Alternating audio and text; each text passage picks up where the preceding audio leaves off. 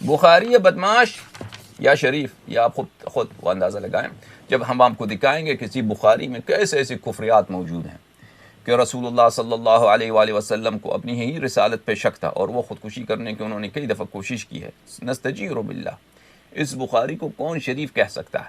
اس میں ایسی کفریات ہیں جو ہم آپ کو دکھائیں گے انشاءاللہ تبارک و تعالی کہ آپ حیران رہ کر جائیں گے کہ حضرت ابراہیم علیہ السلام اسی بخاری میں موجود ہے کہ اپنی بہن کو، معاف کیجیے گا، اپنی وائف کو اپنی بیگم کو، ایک ظالم بادشاہ تھا، اس کو اس کی وائف پسند آ گئی، ابراہیم علیہ السلام کی وائف پسند آ گئی کہ بڑی خوبصورت ہے، تو کہا کہ بیچ دو، اس نے بیچ دیا. ایسی کفریات، بے عزتی والے باتیں انبیاء علیہ السلام کے متعلق، خداوند متعال کے متعلق بخاری مسلم میں موجود پڑی ہیں کہ بلا حساب. بہرحال یہ باتیں آپ کو بتائی جائیں گے، اب آپ خود انشاءاللہ وہ ججمنٹ کریں گے، آپ خود قضاوت کریں گے کہ یہ واقعاً یہ بخاری شریف ہے یا بدماش ہے. یہ بخاری اردو ترجمہ. کون مترجم ہے اس کے کتاب کے؟